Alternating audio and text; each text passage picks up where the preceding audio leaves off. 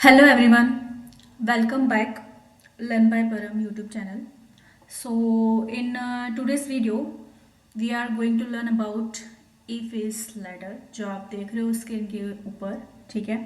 So if is ladder क्या होता है, कैसे यूज़ करना है और एक्चुअली उसको कहाँ पे यूज़ करना चाहिए, कैसे यूज़ करना है, वो सब चीज़ें आज हम लोग इस वीडियो में देखेंगे। ठीक है। सो स्टार्ट करते हैं। So first of all, just write the topic if it's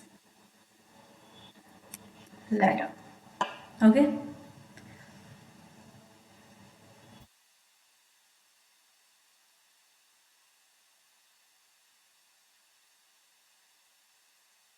इसको थोड़ा सा हम लोग थोड़ा सा बड़ा कर देते हैं, ठीक है।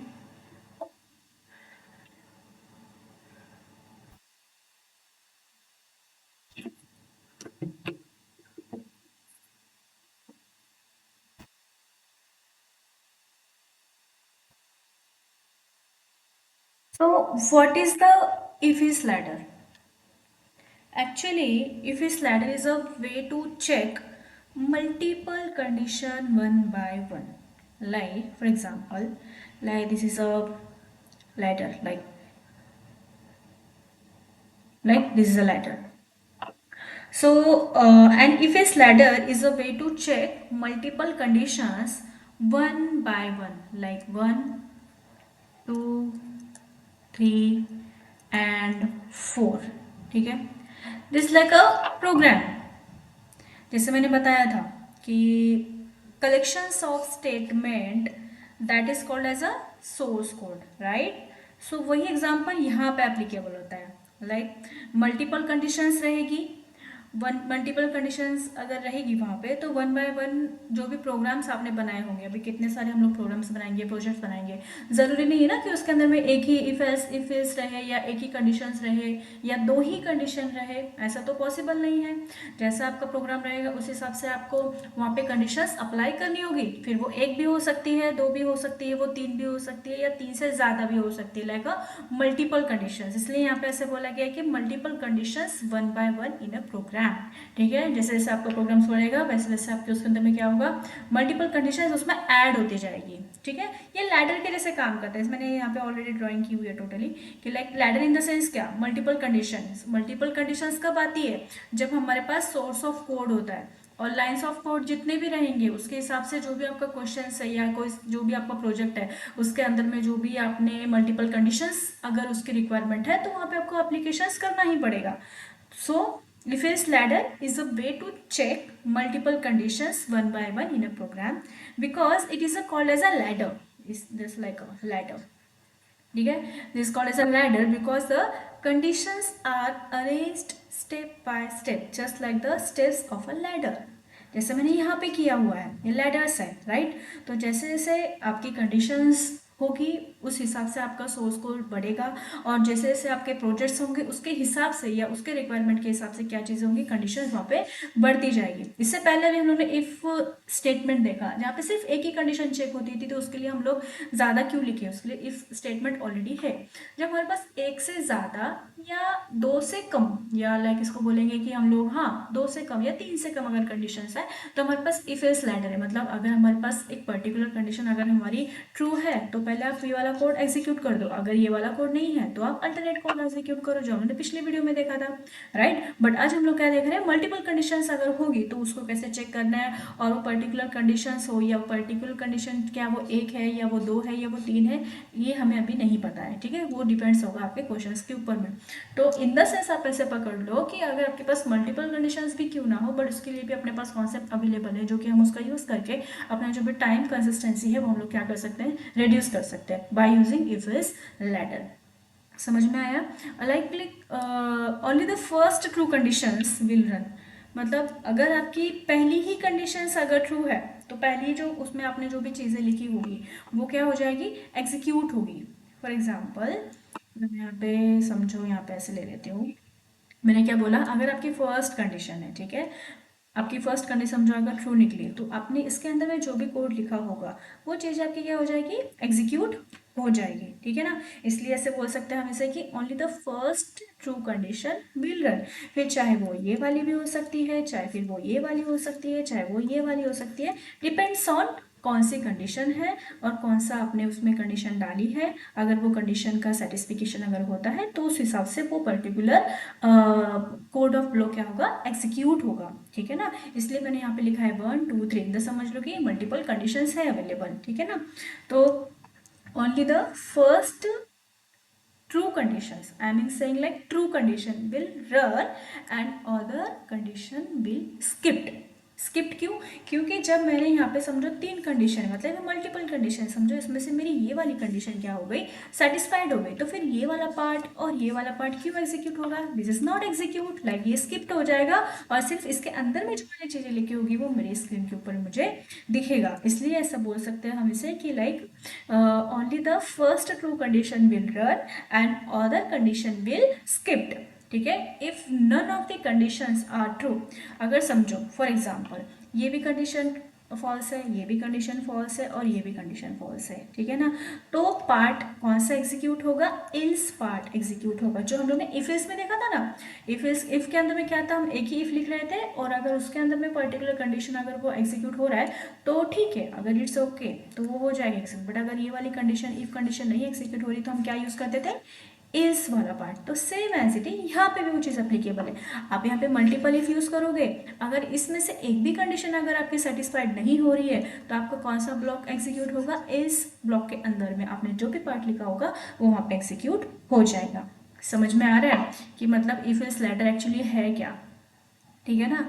कुछ नहीं है फेस लैडर, ये सिर्फ लैडर्स के जैसा काम करता है, इसमें मल्टीपल कंडीशंस रहेगी, एक कंडीशन समझ लो, ठीक है, दूसरी कंडीशन समझ लो, तीसरी कंडीशन समझ लो या चौथी कंडीशन समझ लो, ठीक है। समझो आपके एक कोड के अंदर में 4 कंडीशंस अवेलेबल है, ठीक है ना, बाय यूजिंग इफ, जो अभी तक हमने देखी हुई थी, ठीक है। अगर इसमें से एक भी पार्ट अगर आपका एग्जीक्यूट हो जाता है तो वो पर्टिकुलर पार्ट क्या हो जाएगा, एग्जीक्यूट हो जाएगा। बट अगर ये चारों में से पहले वो ये वाला पार्ट चेक करेगा, सच में अगर एग्जीक्यूटेंट हो रहा है क्या, ये मतलब सेटिस्फिकेशन हो रहा है क्या, तो फिर ठीक है। अगर नहीं हो रहा है तो वो ये चेक करेगा, फिर उसके बाद ये वाली चेक करेगा, उसके बाद फिर वो ये चेक करेगा, फिर ये चेक करेगा। अगर इसमें से एक भी कंडीशन अगर आपकी सेटिस्फाइड नहीं हो रही है तो फिर वो क्या चेक करेगा, डायरेक्टली इस पार्ट में चला जाएगा, फिर आपने इस पार्ट के अंदर में जो भी कोड ऑफ ब्लॉक लिखा होगा वो आपका क्या हो जाएगा, एग्जीक्यूट हो जाएगा। समझ में आ रहा है, तो इसे क्या बोलेंगे हम लोग, इफ इल्स लेटर, ठीक है। समझ में आया कि एक्चुअली इफ इस लेटर एक्चुअली है क्या, ज़्यादा कुछ नहीं है, बस इतना समझ लो कि यहाँ पे हमें मल्टीपल कंडीशन चेक करने का अपने को फ्लेक्सिबिलिटी मिलती है, और अगर वो मल्टीपल कंडीशंस भी अगर सेटिस्फाइड नहीं होती है तो हमारे पास ऑलरेडी इफ वाला जो इस वाला ब्लॉक है वो भी अवेलेबल है। अगर वो इफ कंडीशंस के अंदर में आपके पांचों की पांचों कंडीशन अगर सेटिस्फाइड नहीं हो रही है तो इस पार्ट में जो भी आपकी कंडीशन होगी वो एंड ऑफ दी कोड आपका एग्जीक्यूट हो ही जाएगी, ठीक है ना। मतलब इन द सेंस हम क्यों यूज़ करते हैं इसे, ताकि हम मल्टीपल कंडीशंस वहाँ पे अप्लाई कर सके और हमारा जो भी चीज़ है, हमारा जो भी एक प्रिडिक्शन है वो सेटिस्फाइड हो सके। अगर आपका प्रिडिक्शन सेटिस्फाइड नहीं हो रहा है तो फिर आपका इस पार्ट क्या हो जाएगा, एग्जीक्यूट हो जाएगा। समझ में आया। तो एक्चुअली इफ इस लेटर होता क्या है वो अभी हम लोगों ने क्लियर किया, ठीक है। अभी हम लोग ये देखेंगे वाई वी यूज़ इट, कि क्यों हमें ये यूज़ करना चाहिए। सबसे पहले तो क्यों इसे यूज़ करना चाहिए, क्योंकि ये डिसीजन देता है, क्योंकि डिसीजन के लिए अगर हमें कोई पर्टिकुलर डिसीजन पे आना है, सर हमारे पास कोई पर्टिकुलर डिसीजन पे आना है, हमें आउटपुट स्क्रीन है हमारे पास, ठीक है, हमें पर्टिकुलर डिसीजन यहाँ पे ये करना है, डिस्प्ले करना है, तो हमारे पास ऑलरेडी मल्टीपल कंडीशंस अवेलेबल है। अभी इतनी सारी कंडीशंस होने के बावजूद कौन सी कंडीशन यहाँ पे सेटिस्फाइड होनी चाहिए वो हमें नहीं पता है, राइट। तो यही चेक करने के लिए मल्टीपल कंडीशंस मेरे पास ऑलरेडी अवेलेबल है, तो वही डिसीजन लेने के लिए एनी ऑप्शंस अवेलेबल है।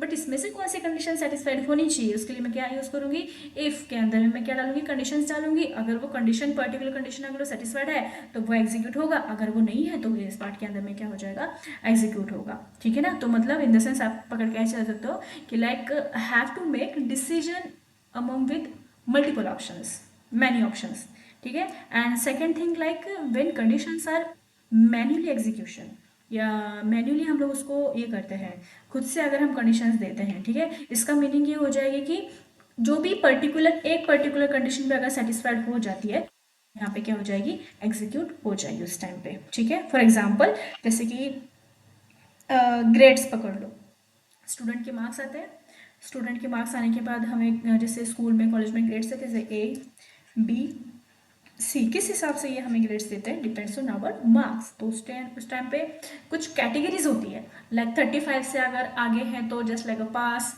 अगर वो 65 से ज़्यादा है तो उसको फर्स्ट क्लास है, अगर वो 85 से ज़्यादा है तो फिर वो एक्सलेंट है। ये कैसे डिपेंड्स होता है, ये डिपेंड्स ऑन कैटेगरी। तो समझ लीजिए कि कैटेगरी हम यहाँ पे क्या करते हैं, स्पेसिफाइड करते हैं। जो भी कैटेगरी में वो पर्टिकुलर चीज़ अगर बैठ जाती है तो वो पर्टिकुलर कंडीशन यहाँ पे एग्जीक्यूट हो जाती है, दैट्स इट, और कुछ नहीं है।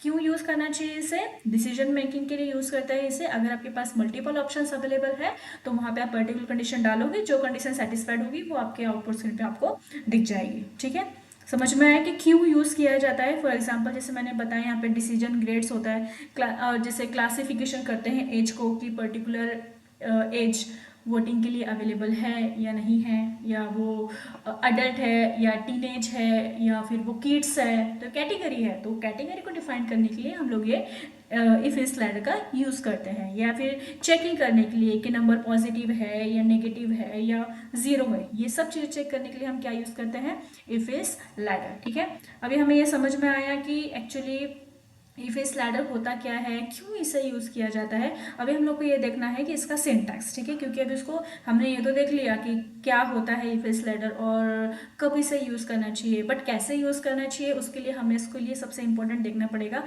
इसका सिंटैक्स। ठीक है, इसका सिंटैक्स देख लेते हैं। सिंटैक्स में क्या है, जैसे हम लोग ने पीछे वाला जो देखा था इफ स्टेटमेंट और if statement, same as it is यहाँ पे भी वही चीज़ है, बट थोड़ी चीज़ें चेंजेस है। फॉर एग्जाम्पल इफ जैसा है वैसा ही रहेगा यहाँ पे। समझ, मैंने यहाँ पे लिखा इफ, ठीक है, यहाँ पे आपकी कंडीशन रहेगी, सिर्फ जो कंडीशन वन, पहले यहाँ पे कैसे सिर्फ कंडीशन देते थे हम लोग पिछले बार, यहाँ पे पर अभी कंडीशन वन रहेगी, फिर कंडीशन टू, फिर कंडीशन थ्री, फिर कंडीशन फोर, ऐसे जितने भी आपको कंडीशन देनी है वहाँ पे आप दे सकते हो, डिपेंड्स ऑन योर क्वेश्चन। यहाँ पे दे दिया कोलन, यहाँ पे फोर स्पेस, 1 2 3 4, उसके बाद यहाँ पे आपका आएगा जो भी आपको लिखना हो, प्रिंट स्टेटमेंट हो या आपको कोई भी लॉजिक हो वो इसके अंदर आएगा, अगर ये कंडीशन ट्रू हो जाती है तो। ठीक है, तो यहाँ पे मैंने लिखा code if condition one is true, ये कब एग्जीक्यूट होगा, अगर कंडीशन वन सेटिस्फाइड हो जाती है तो। उसके बाद वापस है इफ कंडीशन टू, फिर 1 2 3 4 four space, and then code, जो भी आपका कोड रहेगा if condition two is true. तो ऐसे फिर आपकी कंडीशन वन होगी, कंडीशन टू होगी, कंडीशन थ्री होगी, कंडीशन फोर होगी, डिपेंड्स ऑन योर क्वेश्चंस। ठीक है ना। उसके बाद इसको हम लोग थोड़ा सा ना मैं इसमें ले लेती हूँ, लाइक इफ हो गया, ये हो गया एक, तो ये सिंपल वे है, जैसे हम लोगों ने इफ स्टेटमेंट देखा था राइट आपको, सिर्फ सिंगल वाला, तो उसमें हम लोग इफ यूज करके एग्जीक्यूट कर सकते हैं, इफ यूज करके एग्जीक्यूट कर सकते थे। बट जो एग्जैक्टली इसका जो इफ लैडर का जो सिंटैक्स है वो थोड़ा सा अलग है इससे। ठीक है, इसको हम लोग यहाँ पे लिख लेते हैं, जैसे जैसे कि इफ लिखा मैंने यहाँ पे, ठीक है, कंडीशन वन, 1 2 3 4, ठीक है, four, if condition one is true, इसको कर लेते हैं ऐसा। ठीक है, उसके बाद जैसे मैंने बताया था इफ उसके बाद डायरेक्टली इज, बट सिर्फ यहाँ पे इफ जो है मल्टीपल इफ है, उसके लिए जो फर्स्ट वाला जो आप लोग पहली कंडीशन के अंदर में आपको सिर्फ इफ यूज करना है, बट जो आपकी जो सेकंड कंडीशन रहेगी, थर्ड कंडीशन रहेगी, फोर्थ कंडीशन रहेगी, मतलब मल्टीपल अगर कंडीशन रहेगी, मतलब जो फर्स्ट वाला इफ रहेगा ना उसके अंदर आपको इफ कीवर्ड ही यूज करना है, बट इफ के बाद का जो भी कीवर्ड्स रहेंगे वो रहेगा इन इफ। ठीक है, फिर यहाँ पे आपकी आ जाएगी कंडीशन टू, 1 2 3 4, फिर यहाँ पे code if condition two is true. ठीक है, फिर सेम एज इट इज, ये सब ऐसे ही आता रहेगा हमेशा, जैसे ही मैंने समझा इसको ऐसे किया। ठीक है,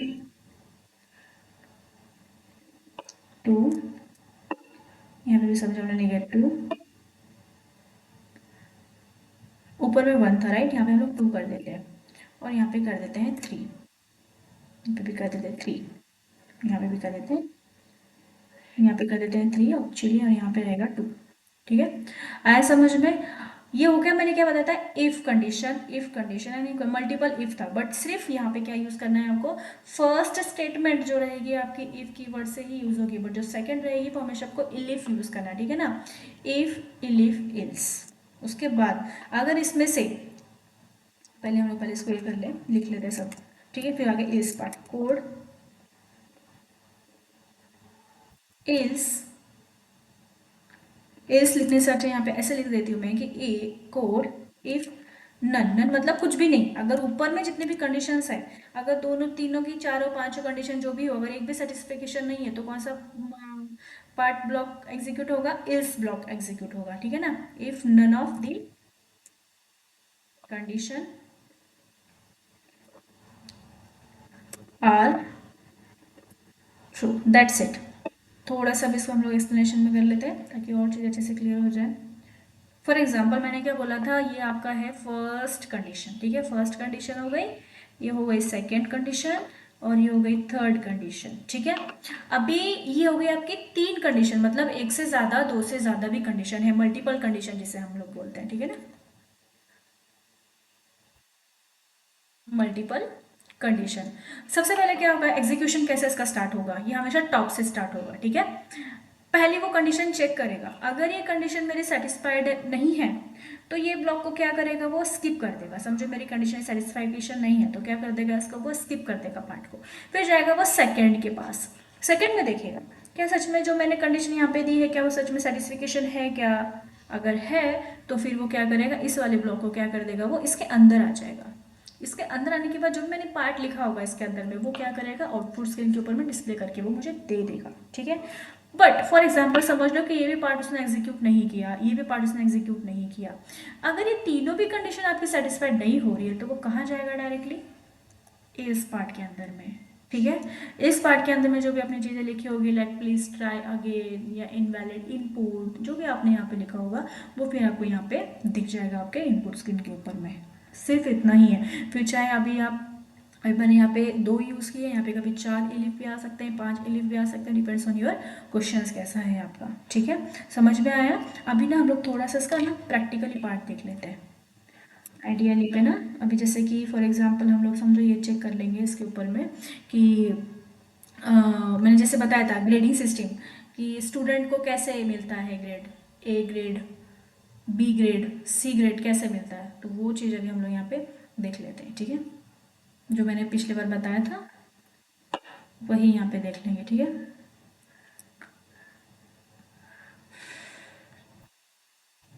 अभी यहाँ पे मैं एग्जाम्पल लिख देती हूँ सबसे पहले तो। एग्जाम्पल क्या है, ग्रेडिंग सिस्टम, ग्रेडिंग सिस्टम। तो ग्रेडिंग सिस्टम के लिए सबसे पहले मुझे क्या करना पड़ेगा, कोई भी स्टूडेंट के पहले मुझे मार्क्स लेने होंगे। तो मैंने समझा स्टूडेंट है ना, अभी मेरा रिलेटेड कीवर्ड या रिलेटिव वर्ड क्या है मेरा, स्टूडेंट, तो समझो मैंने यहाँ पे लिया स्टूडेंट का वेरिएबल। कभी भी वेरिएबल का नाम है ना, डिपेंड्स ऑन योर क्वेश्चंस के हिसाब से आप लिया करो, जैसे कि अभी ऑड इवन था तो मैंने इवन लिया था, ऑड लिया था, तो मतलब जैसा आपका क्वेश्चन है या जैसा आपका प्रोजेक्ट है उसके रिलेटेड ही आप नाम लिखा करो, ताकि वो बेस्ट प्रैक्टिस रहती है, ताकि आपको खुद को ही पता चलता है कि हम किसके ऊपर में काम कर रहे हैं, ठीक है। तो एक तो छोटी छोटी चीज़ें बट वो मैटर करती है बहुत, ठीक है ना। तो स्टूडेंट लिया मैंने, समझो मैंने स्टूडेंट के मार्क्स यहाँ पे डाले 82, ठीक है। अभी मैंने कंडीशंस देनी है, यहाँ पे मैंने पहली कंडीशन दी, इफ कंडीशंस के अंदर मैं लिखा मेरा जो मार्क्स है, मार्क्स लेने से अच्छा है यहाँ पे, हाँ मार्क्स ले लेते हैं, स्टूडेंट के मार्क्स है ना, समझो मैंने मार्क्स लिए, ठीक है,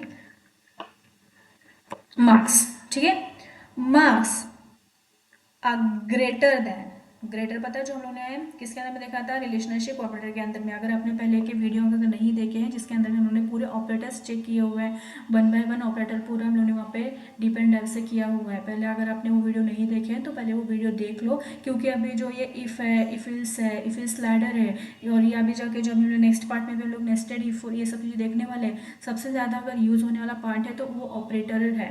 तो मैंने उसके लिए इसलिए मैंने सेपरेट सेपरेट वीडियो निकाल के रखे हैं, ताकि वो आप लोग अच्छे से सब उसमें आपको ऑपरेटर्स उसका क्या मीनिंग है, कैसे यूज़ करना है, वो सब चीज़ें मैंने उसके अंदर बता रखी है, ठीक है। अगर आपने वो वीडियो नहीं देखा है तो पहले वो वीडियो आप देख लो, ठीक है।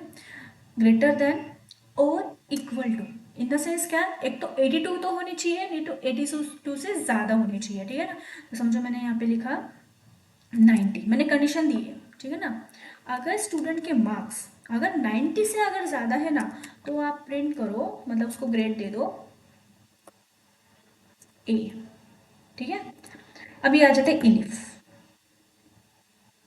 इलिफ के अंदर मैंने कंडीशन दी marks greater than is equal to 75। अगर स्टूडेंट के मार्क्स अगर 75 से ज़्यादा है, तो क्या करो, प्रिंट कर दो आप ग्रेड बी, ठीक है। उसके बाद इलिफ वापस से लेते marks greater than is equal to 50 से अगर ज़्यादा मार्क्स है,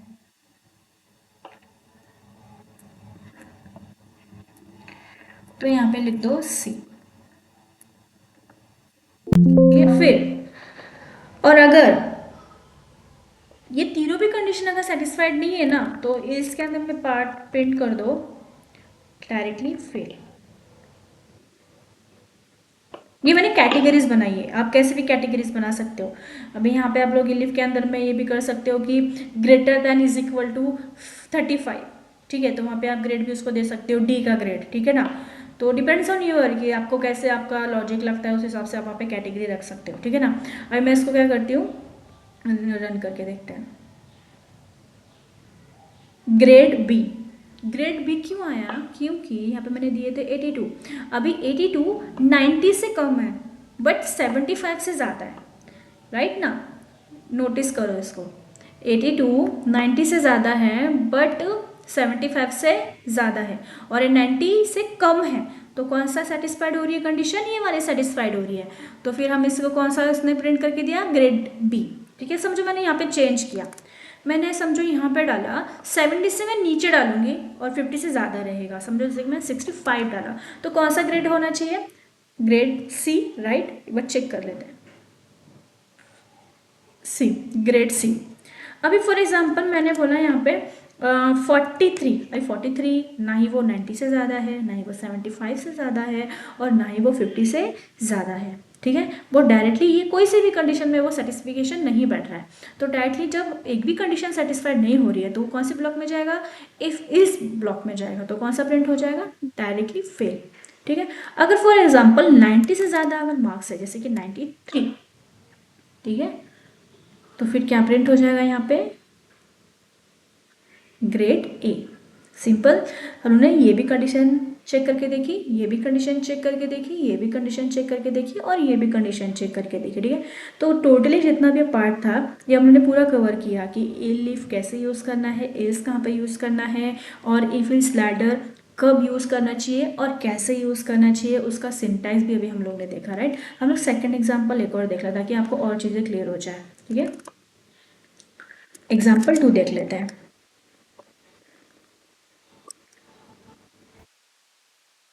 एग्जाम्पल 2 के अंदर में हम देखेंगे कि एज की कैटेगरी, एज के अंदर में हम लोग क्या करेंगे ना, एज कैटेगरी यहाँ पे मैं लिख भी देती हूँ, एज कैटेगरी।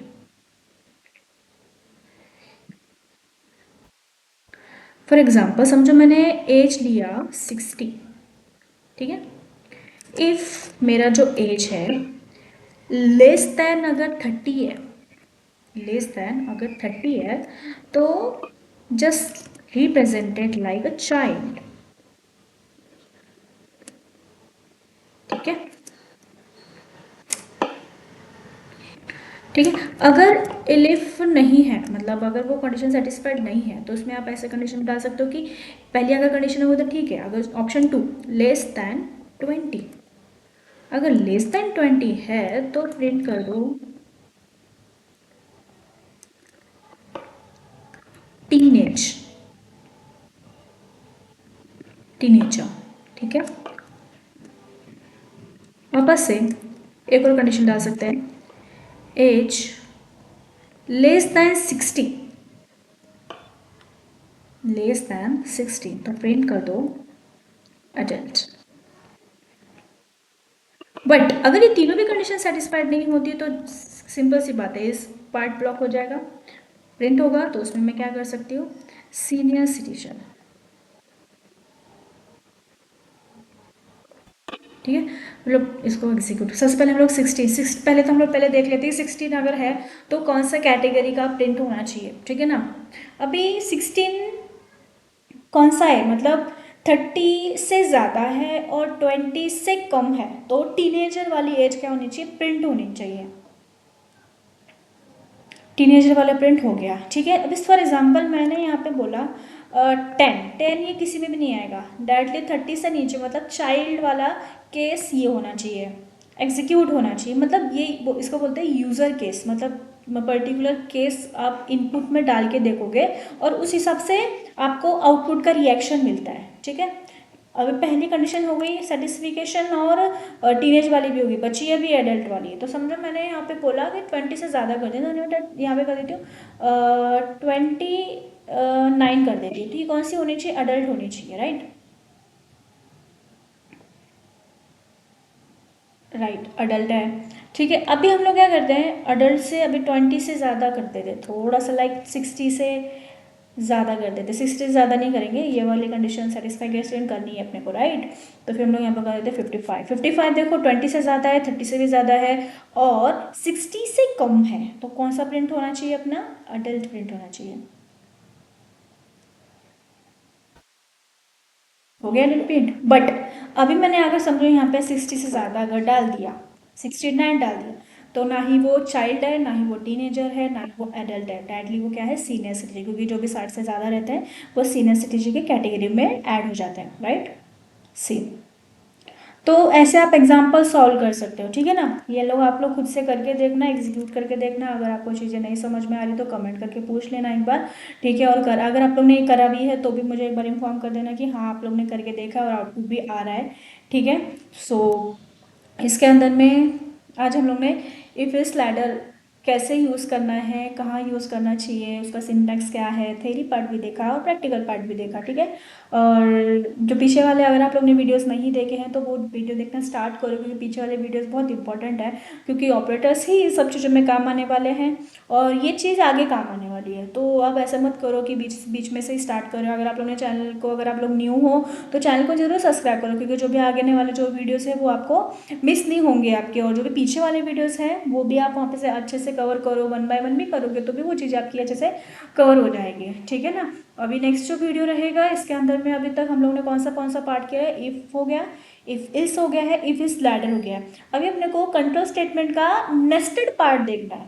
ठीक है, मतलब नेस्टेड इफ इस और नेस्टेड इफ इस लैडर, जो कि बहुत मतलब इंपॉर्टेंट पार्ट है, वो थोड़ा सा एडवांस लेवल में आता है वो, बट मुझे कवर करना है इन सब मतलब सीरीज में, क्योंकि क्योंकि अपने कैसा डेटा एनालिटिक्स का ऊपर पूरा अपन उस स्पेस के हिसाब से चीज़ें सीख रहे हैं। ठीक है ना, हालांकि वो जैसे कि वेबसाइट के यूज़ करना या सॉफ्टवेयर बनाना तो उसमें वो चीज़ ज़्यादा यूज़ नहीं होती है, बट अभी कैसा हम लोग का जो डोमेन है डेटा एनालिटिक्स, तो उसमें जो जो चीज़ें रिक्वायरमेंट है तो वो करना अपने लिए बहुत इंपॉर्टेंट है, जैसे डेटा साइंस है, डेटा एनालिटिक्स है, इसमें चीज़ें लगने ही वाली है, तो ये इसका ही पार्ट है कि आपको मल्टीपल कंडीशंस प्रिडिक्शन करना होता ही है, तो इसलिए ये पार्ट इंपॉर्टेंट करना ये ज़रूरी था।